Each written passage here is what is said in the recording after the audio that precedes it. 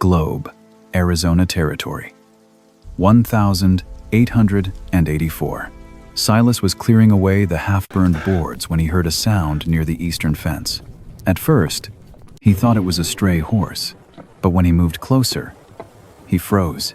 A woman lay motionless in the mud. Apache clothing, black hair braided tight. On her left shoulder was a blood-soaked wound. The bullet had gone clean through the flesh. She was very young, but her strong build showed she was used to the brutal life out in the wilderness. Silas knelt down and checked her breathing. She was still alive. Barely. Right then, from far away came the sound of hoofbeats. 1, then 2, then 3. Torchlights appeared on the road leading into the valley. Silas looked back at the Apache woman. Then he looked toward the riders coming closer. He understood right away what was happening. Someone was hunting her, and they were almost there. He should have left her. He should have stayed away from trouble. A man drowning in debt had no reason to risk his life for a stranger. But when he bent down, he caught sight of her pale face in the rain. Silas remembered something his father had told him many years ago. Never step over someone who needs help. He sighed. Then he slid his arms under her shoulders. All right, looks like we are getting into trouble together.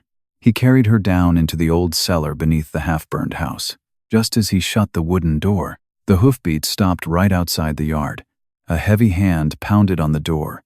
A man's voice rang out through the rain. "Rancher, we are looking for a wounded Apache girl. Have you seen her?" Silas stood motionless at the door. Rain continued to pound against the roof. Down in the cellar, the Apache woman lay unconscious. And outside, 3 mounted men waited for an answer. "Have you seen her?" the leader asked again. Torchlight flickered across his scarred face. Silas shook his head. "I have not seen anyone." The man scanned the yard. His eyes settled on the fresh footprints in the mud. Silas felt his heart pounding, but the man only smirked. "If you see her, report it to the sheriff's office in Globe. That little girl is worth $500. Back in the 1880s, in the Arizona Territory, Apache people were often hunted for rewards like that. At the time, the United States government was aggressively pushing policies that forced native tribes onto reservations. Those who refused could be arrested or worse. Let's continue the story. For a man buried in debt like Silas, $500 would have been a fortune. He simply nodded. The 3 men turned their horses and rode away. The sound of hoofbeats slowly faded into the rain. Only when everything was quiet again did Silas finally let out a breath. He opened the cellar door. The woman was still lying there, burning with fever, her lips pale. The wound on her shoulder had stopped bleeding, but it looked bad. Silas built a fire, boiled water, and searched for whatever clean scraps of cloth had survived the fire. Throughout the night, he changed her bandages again and again. Just before dawn, the woman finally woke up. Her dark eyes opened, sharp, alert. Her hand immediately grabbed the knife beside the bed. Silas raised both hands. "Easy now. You are at my ranch." The woman looked around the room, then down at the wound on her shoulder. Finally, her eyes settled on Silas. "You saved me?" Her voice was rough and strained. Silas nodded. "I guess you could say that." She remained silent for a few seconds, as if weighing something in her mind. "Why?" Silas sat down in the chair across from her. He looked out the window at the piles of ash, at the blackened fence stretching all the way to the foot of the hills. Then he shrugged. "I do not know. Maybe because you needed help." The woman did not answer, but her expression softened ever so slightly. A moment later, she spoke. "My name is Aiyana." Silas. For the first time, 2 names were exchanged inside that ruined house. Over the next several days, Aiyana recovered slowly. She did not talk much, always watchful, always cautious. But Silas noticed something. She paid attention to everything. The way he repaired the roof, the way he cared for the cattle that had survived, the way he struggled to keep the ranch standing, even though there was almost nothing left. One afternoon, Silas thought Aiyana was asleep. He sat alone in the burned-out stable. A debt ledger rested in his hands. The final number on the page made him lower his head. Both hands covered his face. For the first time in months, the man no longer had the strength to pretend he was all right. He sat there, quietly, among the ashes of his own life. And from the stable doorway, Aiyana saw everything. The next morning, Silas woke just as the sun rose above the hills surrounding Globe. He stepped out into the yard, then stopped. Part of the burned pile of lumber behind the stable was gone. The boards that could still be used had been neatly stacked into piles. Silas looked around. Eventually, he spotted Aiyana dragging a large log toward the fence. "What are you doing?" he asked. Aiyana did not stop. "Helping." Silas shook his head. "You are injured. You should be resting." Aiyana glanced at the wound on her shoulder, then shrugged. "I have still got the other arm." For the first time in months, Silas laughed. A short laugh, but a real one. Over the next few days, Aiyana became more and more involved in the work around the ranch. She repaired fences, cleared away the ashes, took care of the cattle that had survived. She even helped pull a wagon wheel out of the mud after Silas had struggled with it all morning. Watching the tall Apache woman put all her strength into hauling the wheel free, Silas could only stare. "Remind me never to bet against you." Aiyana smiled softly. The smile lit up her entire face. Over the following weeks, the ranch began to change. Not quickly, but enough to notice. Patches of land were cleared. Sections of fence were rebuilt. The stable was temporarily reinforced. The first signs of life appeared among the ruins. One morning, Silas rode into town to buy nails and wire. The moment he stepped into the general store, he could feel people staring at him. "I heard you are hiding an Apache woman," one man said. Silas set his supplies on the counter. "You should spend less time listening to gossip." The entire store fell silent. The man frowned. "Do not forget who they are." Silas looked him straight in the eye. "She is the one who helped me rebuild my ranch. That is enough for me." That was a short statement, but I think it said everything. Do you know that feeling? When someone stands up for you without needing a reason at all? On the ride home, Silas knew the rumors would continue, but he did not care. What surprised him more was how it felt to return home, or rather, how it felt knowing someone was waiting for him. That afternoon, Aiyana was repairing the front gate when she saw Silas appear at the end of the dirt road. A smile appeared on her face without her even realizing it. She did not notice it herself, not until Silas lifted the bag of fresh bread he had bought in town and smiled back. The moment lasted only a few seconds, but it was enough to make her heart flutter. That evening, sitting beside the glow of an oil lamp, Aiyana suddenly realized she had looked out the window several times, waiting to hear the sound of Silas's horse returning. And for the first time, the thought made her feel both warm and afraid, because she knew she would not stay here forever. October arrived in Globe with cooler winds. The hills surrounding the valley turned a pale golden color, and for the first time in a long while, Silas's ranch no longer looked like a place that had survived a disaster. The stable had been repaired. The southern fence was finished. The cattle that had survived were finally starting to put on weight. Life was returning, little by little. One afternoon, Silas and Aiyana rode their horses up a hill behind the ranch. From there, they could see almost the entire valley. The wind carried the scent of dry grass. The sun was slowly sinking behind the distant mountains. Neither of them spoke for a while.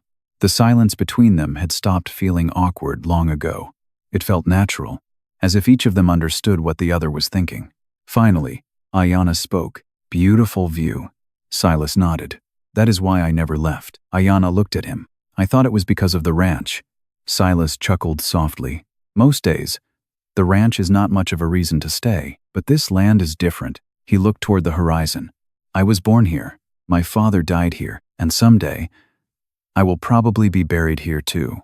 Aiyana did not reply. She simply watched him a little longer than usual. That night, they sat beside a fire on the front porch. Silas brewed coffee.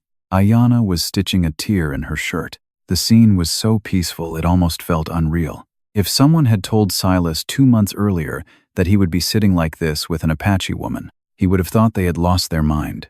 But now, it felt completely normal. A strange feeling began to grow inside him. Warm, gentle, and slightly confusing, because he was starting to realize he did not want Aiyana to leave. A few days later, Silas rode into town to sell some cattle. At a small diner near the train station, an old cattle trader named Walter sat down across from him. Walter was well past 60 years old, A man who had seen nearly everything that had happened around Globe over the last 20 years. He took a sip of coffee, then suddenly asked, "You like that Apache girl, do you not?" Silas nearly choked. Walter burst out laughing. "Do not bother denying it. The whole town can see it." Silas looked down at his coffee, saying nothing. Walter set his cup on the table. His expression suddenly grew more serious. "Some people come into our lives very late, but that does not make them any less important." He stood up, placed his hat on his head, and before walking away, Walter added one more thing, a sentence that stayed with Silas the entire ride home. "If you never tell her, one day, you will regret it."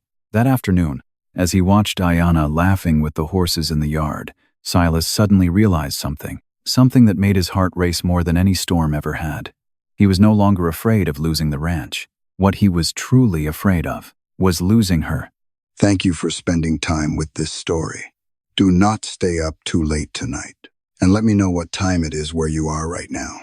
If you enjoyed the story, be sure to subscribe to the channel so we can spend time together again tomorrow. After his conversation with Walter, Silas could not find peace of mind anymore. The old man had been right, far too right. Every morning when he woke up, the first person he thought about was Aiyana. Every time he rode back from town, the first person he looked for was Aiyana.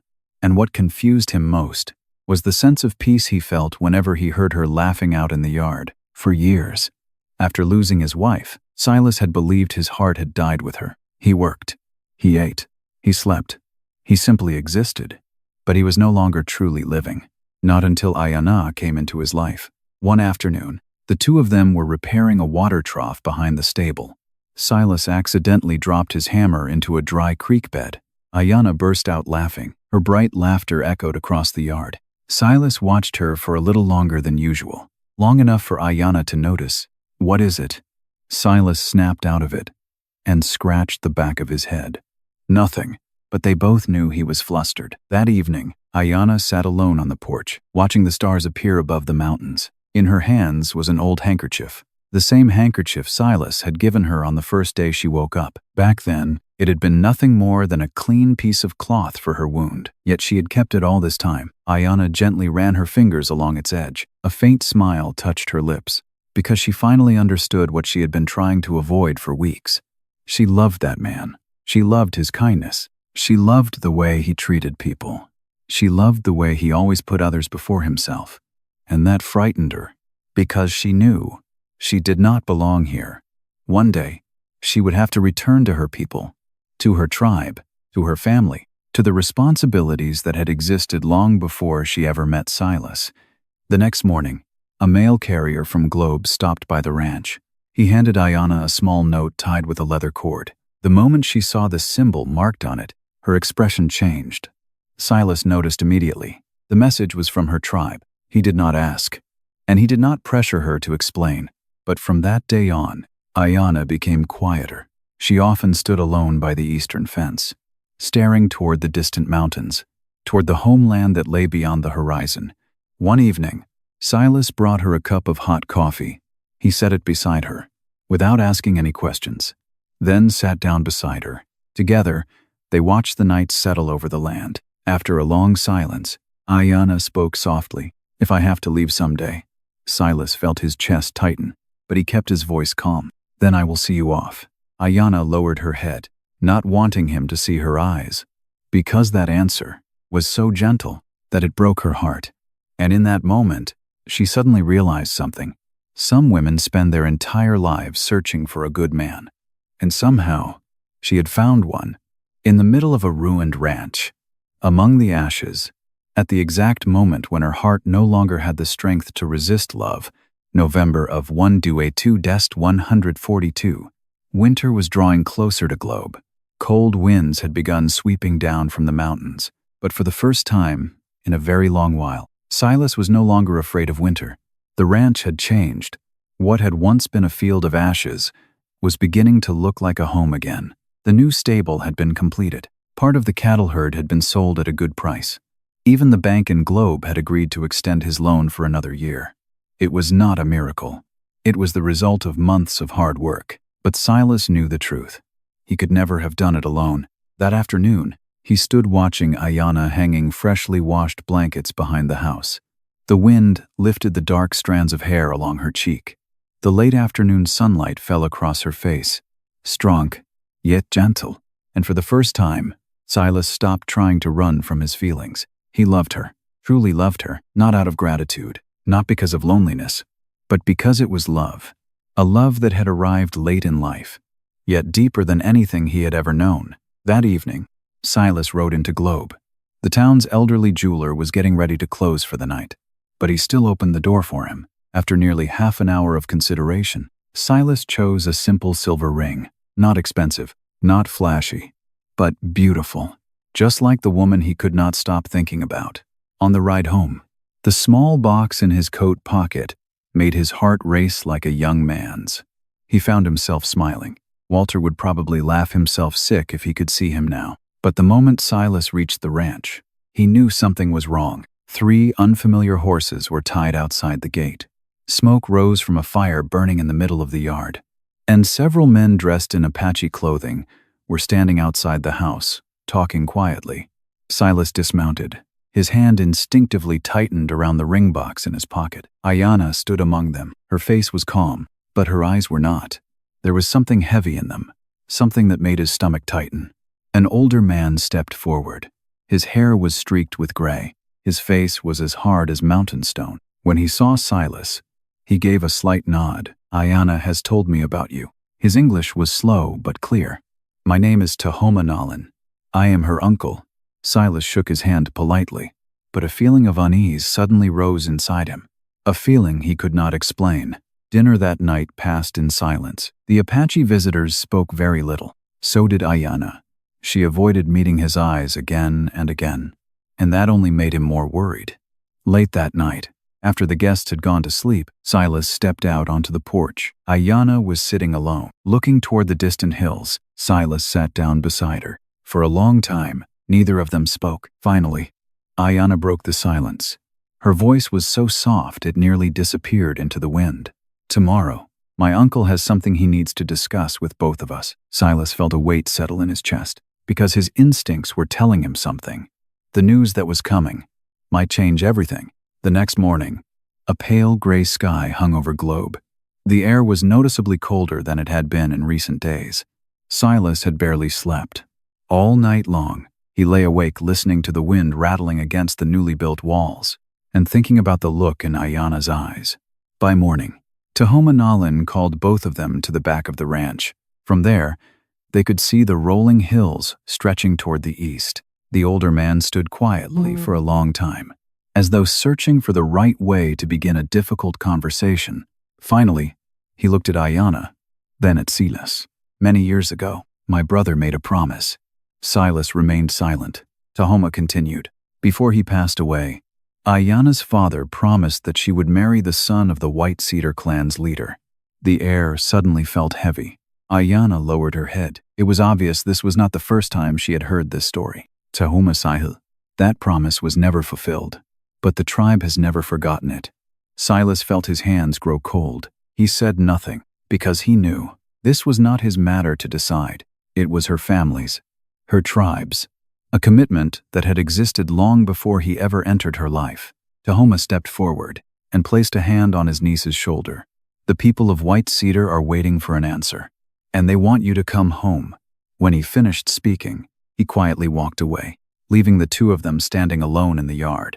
The wind swept through the newly rebuilt fences, carrying an uncomfortable silence with it. For a very long time, neither of them spoke. At last, Silas looked toward the house, the stable, the land that Aiyana had helped him save. Then he smiled. Ah, sad smile. "Aiyana." She turned toward him. He tried to keep his voice steady, but failed. I always knew this day would come." Aiyana felt a sharp ache in her chest. Silas looked down at his weathered hands. "I am a poor rancher. 3 months ago, I nearly lost everything. Even now, I still owe money to the bank." He let out a soft laugh. "To be honest, when I look at you, and then look at myself, I still cannot understand why you stayed here for so long." Aiyana shook her head, but Silas continued, his voice growing quieter, as though he were finally confessing something he had carried inside for far too long. "Aiyana, I am truly unworthy of you." In that moment, she felt as if her heart shattered, because this was exactly what she had feared. Aiyana stepped forward, her eyes already filled with tears. She took both of his hands in hers. The man who had saved her, protected her, believed in her. Even when the entire town had its doubts, her voice trembled, but every word was clear. "But I have saved my heart for you." Silas lifted his head, unable to believe what he had just heard. Tears shimmered in Aiyana's eyes. "From the day you risked your life to save me, from the day you treated me like a human being, I knew no one else could ever take your place." The two of them stood there in silence. In the first cold winds of winter, on a ranch that had once been nothing but ashes, and for the first time, Silas understood something. The most precious thing he had found after the disaster had never been the rebuilt fences or the cattle that survived. It was the woman standing in front of him. Just then, a voice called out from behind them, "Good." Silas and Aiyana turned at the same time. Tahoma was standing near the fence. For the first time since arriving, he was smiling. "That is the answer I needed to hear." But the words that came next would change both of their lives forever. Silas and Aiyana stood silently, looking at Tahoma. The cold winds of early winter still swept across the yard. The Apache elders stepped forward. The stern expression he had worn for days was gone. Only calm remained. "Aiyana's father made that promise," Tahoma said. "That is true. But there is something else I have not told you." He turned toward his niece. "My brother always said, a promise only has value if it brings happiness. If one day his daughter found a man who truly loved her, then she would have the right to choose." Aiyana froze. She had never heard those words before. Tahoma smiled. "I only wanted to be certain that both of you truly understood your own hearts." He looked at Silas. "Now I know." For the first time in months, Silas felt an enormous weight lifted from his shoulders. That winter, there was no grand wedding, no expensive clothes, just a quiet afternoon beneath the Arizona sky. A few friends from Globe, a few members of Aiyana's family, and two people who had walked through loss to find one another. Silas presented the silver ring he had purchased weeks earlier, the ring that had remained in his coat pocket, waiting for the right moment. As he slipped it onto Aiyana's finger, his hand trembled, and Aiyana smiled through her tears. It was the most beautiful smile he had ever seen. The following spring, the rains returned to the valley. Green grass grew across land that had once been scorched by fire. The Mercer ranch came back to life as well, stronger than before. The new stable was finally completed. The cattle herd continued to grow, and at last, the final debt was paid. But the greatest change could not be measured in numbers. It was the house on the hill, the one where a warm light always waited for Silas each evening. The years passed. One child after another came into their lives. Laughter echoed across the yard. A place that had once known only ashes and loneliness.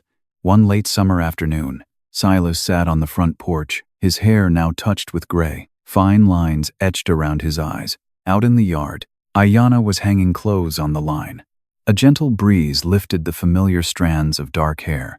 The sight brought him back to the beginning, to the day he found her unconscious beside the burned fence. The day he believed his life was over. Silas smiled softly. Life is strange. Sometimes it takes everything away. Only so it can show us what truly matters. Aiyana turned around and caught him looking at her. "What is it?" Silas shook his head. "Nothing. I was just thinking that I am the luckiest man in Arizona." Aiyana laughed, and that laugh still made his heart skip a beat, just as it had the very first time. The sun slowly sank behind the hills. Golden light spread across the ranch, across the house, across the family they had built together. And in that moment, Silas understood something. A man does not become rich because of the land he owns. He does not become valuable because of money. He becomes rich on the day he finds someone who sees who he truly is and chooses to stay, despite everything. That was the greatest gift life had ever given him, and it was something he would be grateful for until his very last day. And my friend, yes, I am talking to you. You, right there. Please remember to take care of yourself. Life out there is not always easy, so be kind to yourself. You deserve that kindness too. And thank you for spending this time with me. I love you all,